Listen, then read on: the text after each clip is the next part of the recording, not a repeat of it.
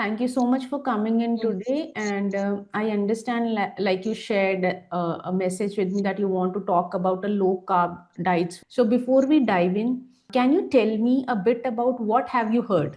What made you interested in a low carb approach? Like lately, I've been reading a lot in the other online forums also and in the group chats also. Like parents are having this opinion, like if we cut down the carbs, because the blood sugar would be like more, we can say, stable and less of these spikes.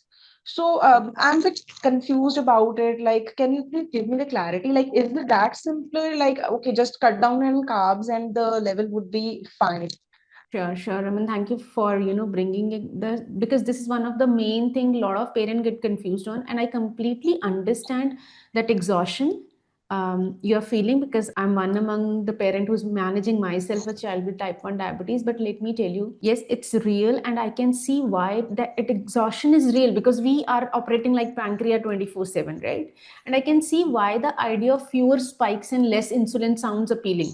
You're absolutely right that lower carb intake can mean flatter blood sugar lines. I mean, they can keep it in range and smaller insulin doses would be required. This part is true.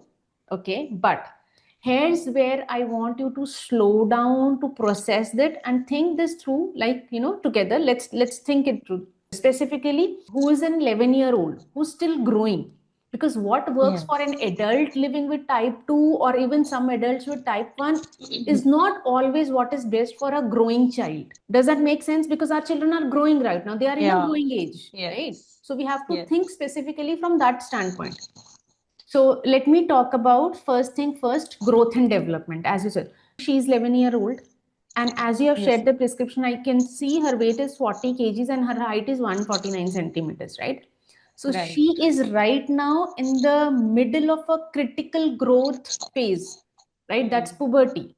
Puberty is around the corner.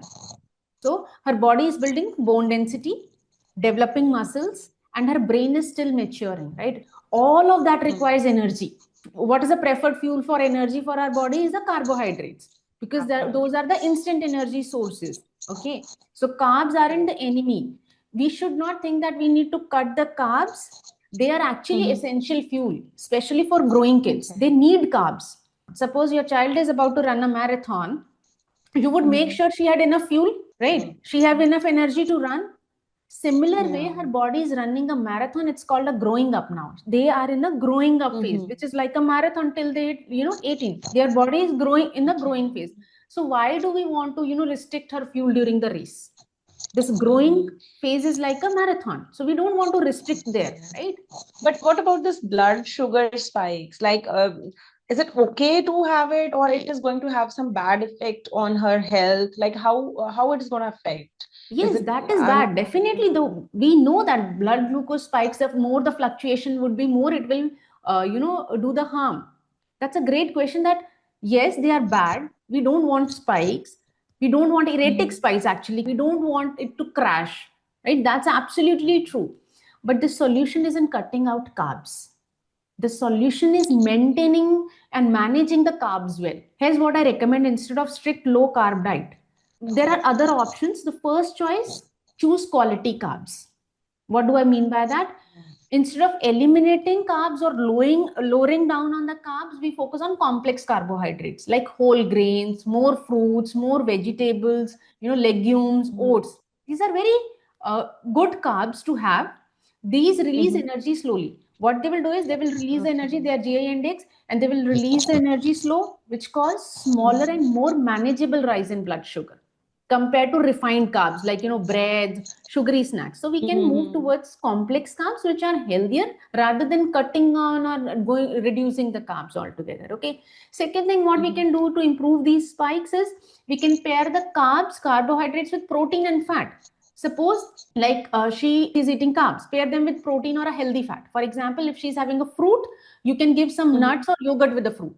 We are adding healthy protein and fats to it. The spike will be less and it will be manageable. Okay. Now, if she's having rice, put more dal and vegetables. Okay, rather than removing the rice or restricting the child to eat that. This slows down digestion and smooth out blood sugar curves. Okay. So, third thing, what you can do is portion awareness, not restriction. We don't need To go low carb, we need appropriate portion of for her age, like for because Yeah. she needs to activity level, growth needs, and she's 11-year-old. That typically around 40-50 grams of carbs per meal has to be there, depending upon the activity she want to do. Does that make sense so far? Yeah, yeah, absolutely. But again, one question is coming to my mind, like, won't fewer carbs make things easier to manage? Won't that's more simpler thing to do? And yes, technically, fewer carbs means smaller insulin dose and flatter lines, right? And Yeah. more appropriate time in range.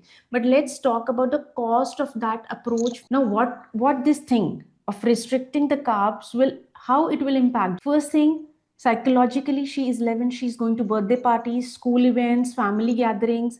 If she's on a strict low carb diet, she can't eat cake, you will say. She can't eat pizza, the samosas everyone else is enjoying, right? And that Yeah. sets her apart even more than diabetes already does, that I am different.